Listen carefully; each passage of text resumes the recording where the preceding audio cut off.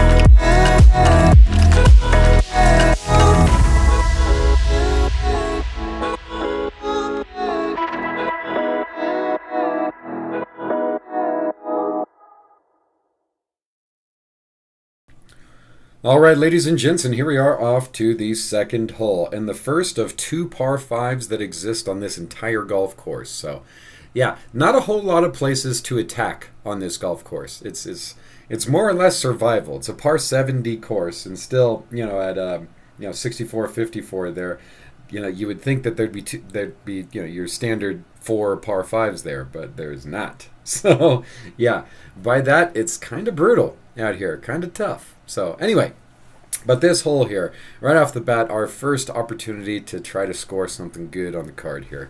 And it's kind of a squiggly par 5, but albeit kind of friendly right off the rip here for the fairway. And the further you get down that fairway, the wider it is. But that said, you're going to have a bit of a dog leg to the left for the initial fairway there.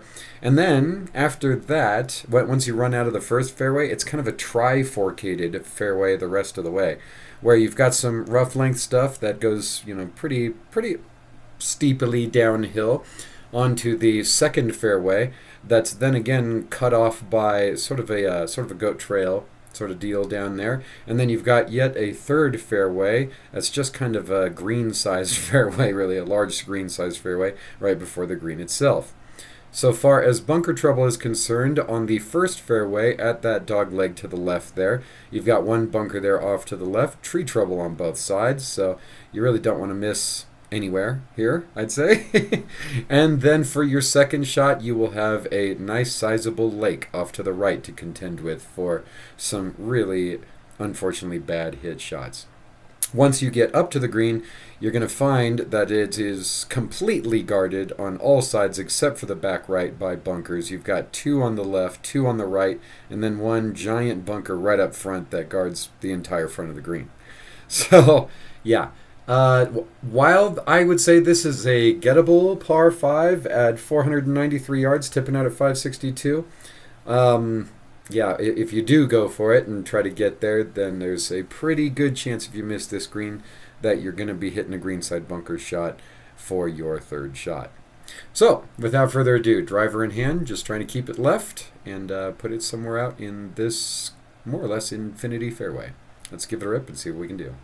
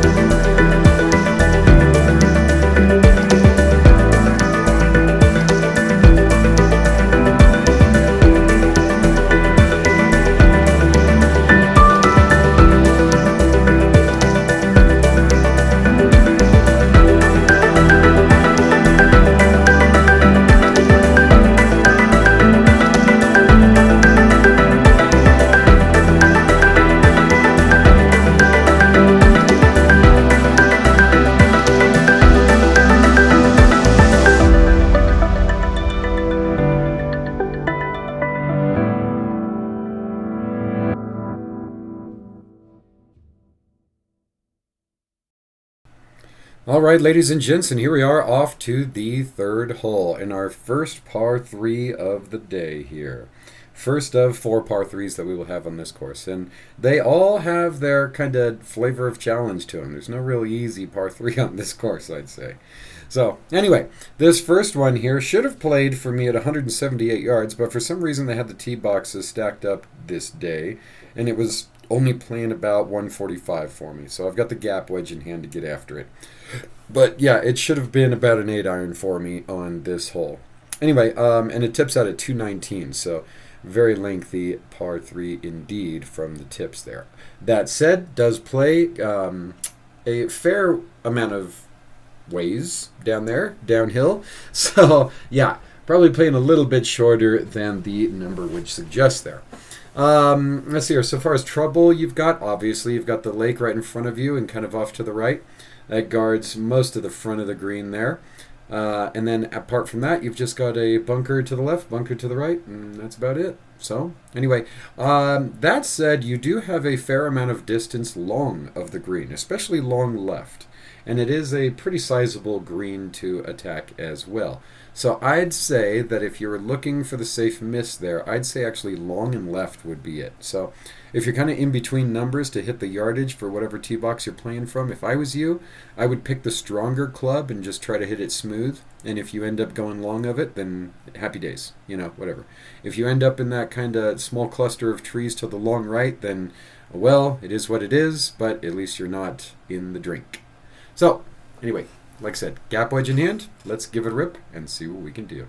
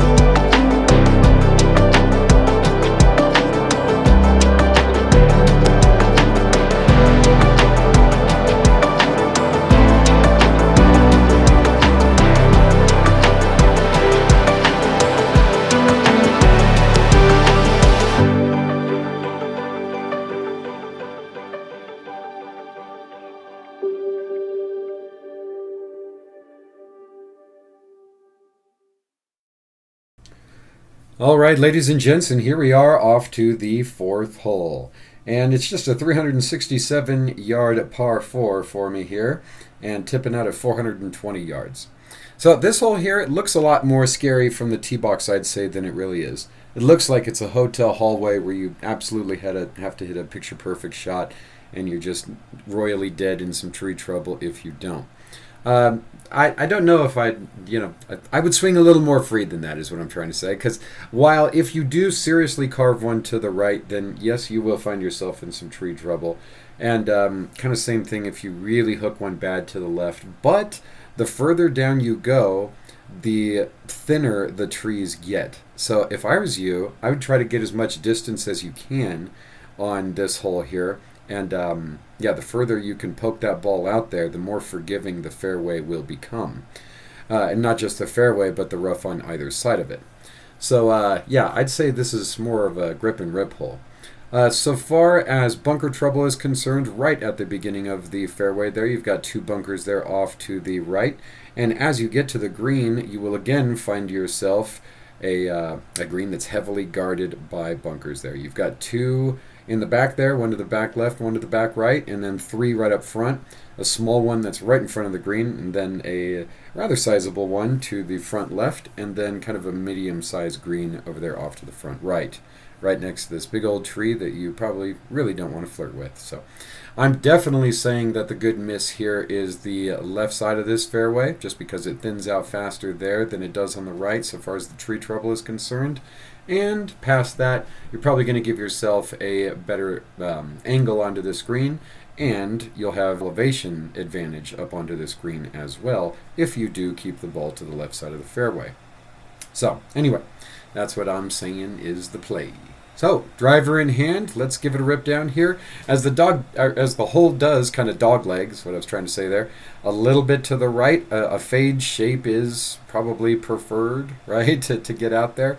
But if you can fade it kind of over the tree line off to the left and still keep it to the right side of the fairway, or to the left side of the fairway rather, regardless, then that's the shape that I would attempt. So, anyway, let's give it a rip and see what we can do.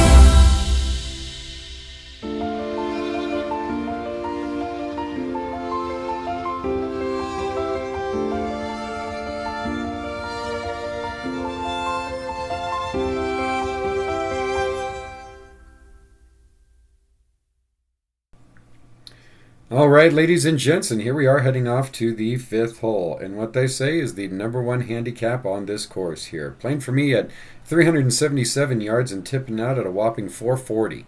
So, yeah, I mean, lengthwise, a pretty healthy par 4 here, especially from the tips, no doubt about it.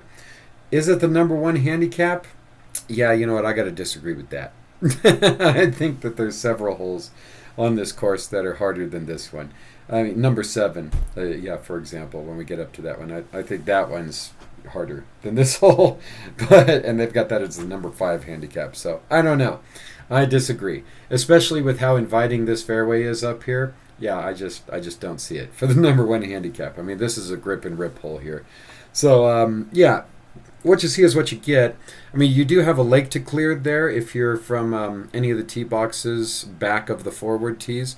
But that said, I mean, if you've chosen to play from the tee boxes, behind the lake, then that lake should be no problem for you to clear. Let's see here. After that, I mean, a big wide open fairway. You can miss really in either direction. You've got an adjacent hole, which is the previous one we just played, number 4 over there off to the right. And it'll be more forgiving the further down you go. So you really just want to just pound one here again. So if you can miss to the left, then you'll certainly be on the high side of the hole in order to get more of an elevation advantage to attack the green from. So there's that. But no worries missing to the right a little bit either. So yeah, I mean, just smash it here. Footloose and fancy free, baby. Once you do get up to the green, you'll have one bunker there off to the left of the green, kind of the front left. And then 2 bunkers off to the right, one kind of front right and one kind of lateral stretching all the way to the back right. So that's what you got to deal with here on this hole. So driver in hand, and I'm just going to try to pound it as hard as I can up there and get all the distance that I possibly can out of this big old D-stick. So let's give it a rip and see what we can do.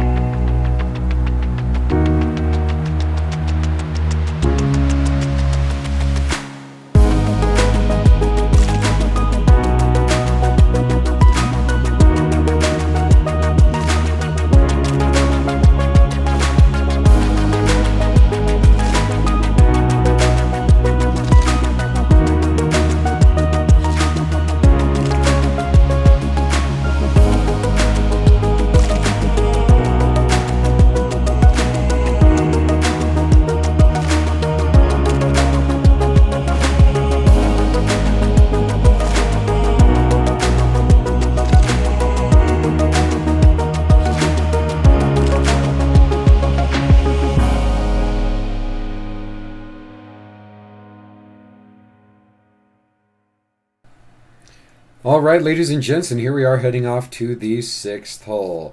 And just a 397-yard par 4 for me here, and tipping out at 413. So not a whole lot of distance here between the tips and my tee box. But that said here, yeah, what we're dealing with, a hard dog leg right. Which is nice for me since I'm still kind of fadey on my sort of preferred flight right now. So that's good. And right at that dog leg, you've got all kinds of bunker trouble here. Off to the left, you've got one big sizable bunker that kind of is nested there among those that grouping of trees. Definitely wouldn't want to be in any of those. And then off to the right side of the dog leg, you've got a collection of 4 bunkers sitting there ready to trap your ball. Only about 2 of them, kind of one in a sliver of another, can you see from the tee box. So anyway, make sure that you clear all of that. And once you do, if you do so with a fade shape, then you should be sitting real pretty on this hole here for the drive. That said, if you've got a draw in the bag and that's pretty much it, then well, shoot, I don't know what to tell you. Because from the draw line, I mean, those trees kind of right in front of you to the right are kind of tall. But if you can get a high draw working there and jack it over those trees real fast off the tee, then fair chance you could take a draw line over those trees to the right. But I wouldn't bet on it. So if you've got that, then I would lay up if I was you, and I would just play straight out.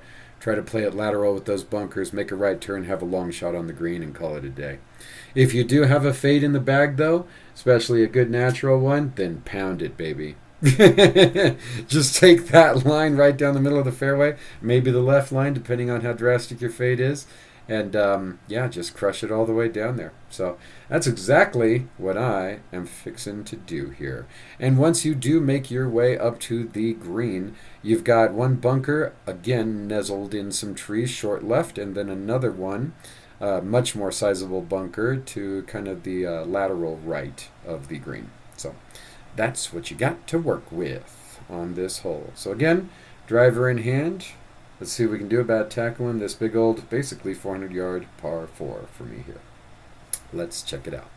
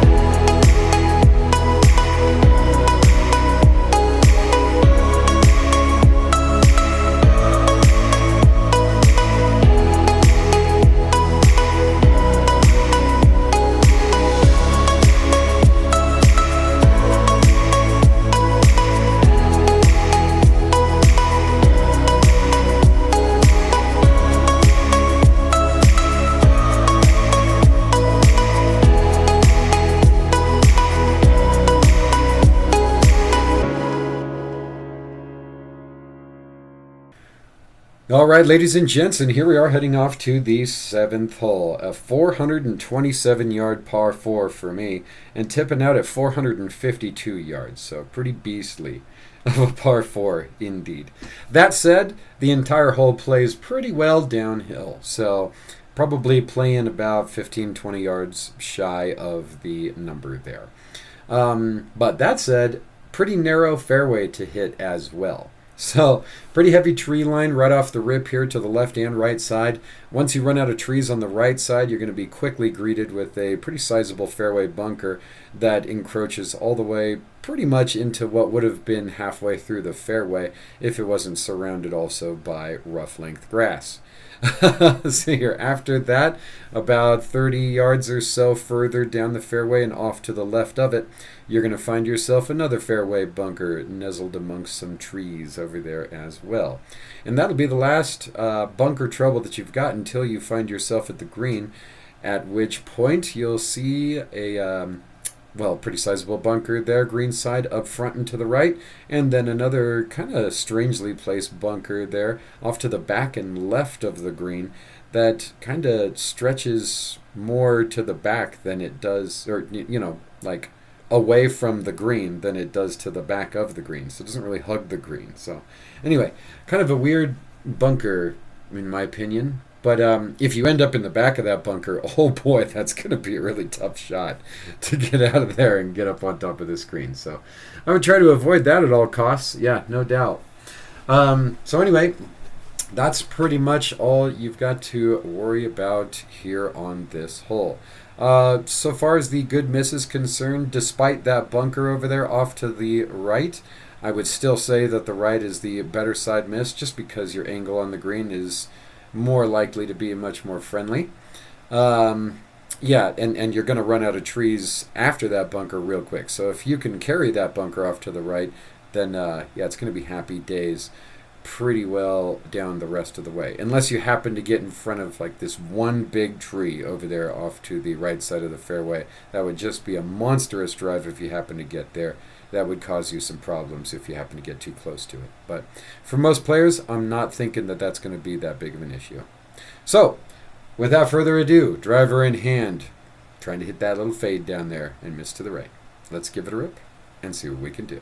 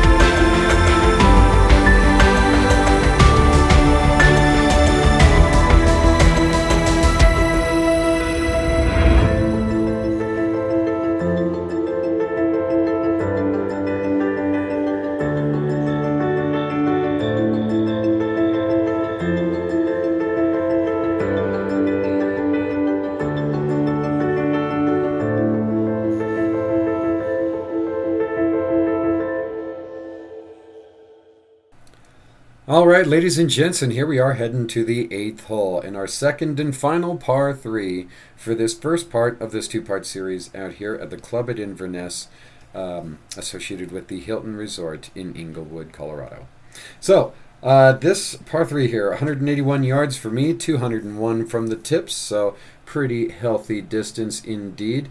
And to add insult to injury, it's pretty much uphill the entire way. So probably playing closer to about 195 or so for me. And from the tips, let's say around 215, somewhere in that ballpark, maybe a little further. So anyway, yeah, you've got that. Well, I mean, maybe not that far up. Maybe more like a 10-yard hill. But either way, it's definitely uphill. So, yeah, it is what it is. Outside of that, though, I mean, you've got no madness like a lake or anything to deal with. Just a bunker left and a bunker right. The bunker left is smaller, without a doubt. But you've got that big old tree to play with to the left that's kind of right near that bunker as well that I really wouldn't want to flirt with. And out to the right, if you can avoid that rather sizable bunker, then, I mean, you've got all the grass in the world to play with out there. So I'd say that if you have to miss, then the right side is the good side miss on this hole as well. And if you happen to be in the bunker, well, that's golf. So anyway, I've got the 8-iron in hand to get after it on this hole. So let's see if that's the right club to stick this number and stab this green. Let's check it out.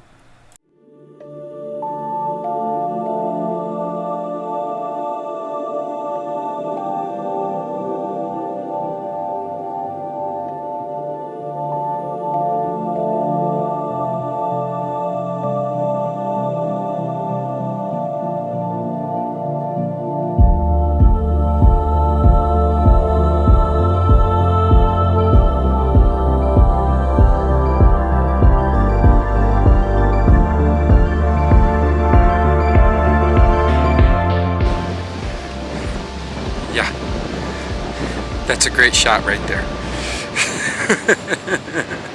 That's called sticking it, good sir. Middle of that. Let's get it up over here.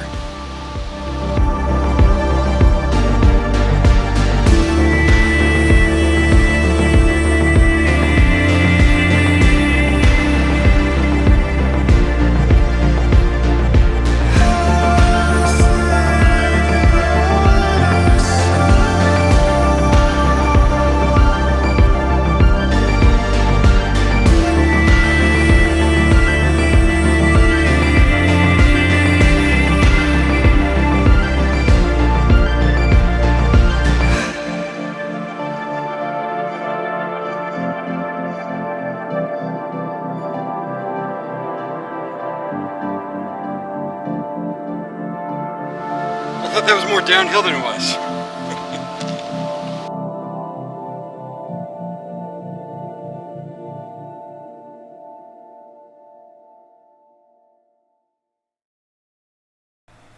All right, ladies and gents, and here we are heading off to the 9th hole. And, of course, the final hole of this first part of this two-part series out here on the club at Inverness in Englewood, Colorado. So thank you so much if you've made it this long for watching another video with us out here at Midgard Golf. And we hope you do smash that subscribe button so that you could join us for some more awesome content that we've got coming your way in the future.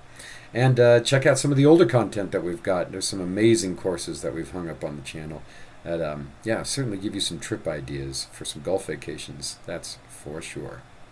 Anyway, so this hole here, playing for me at 408 yards and tipping out at a whopping 454 yards, making it the longest par 4 on this front 9 here. So, yeah, pretty brutal. And actually looking at it, makes it the longest par 4 on the entire course from the tips. So, gnarly par 4 here. And at that, a pretty serious dogleg right as well.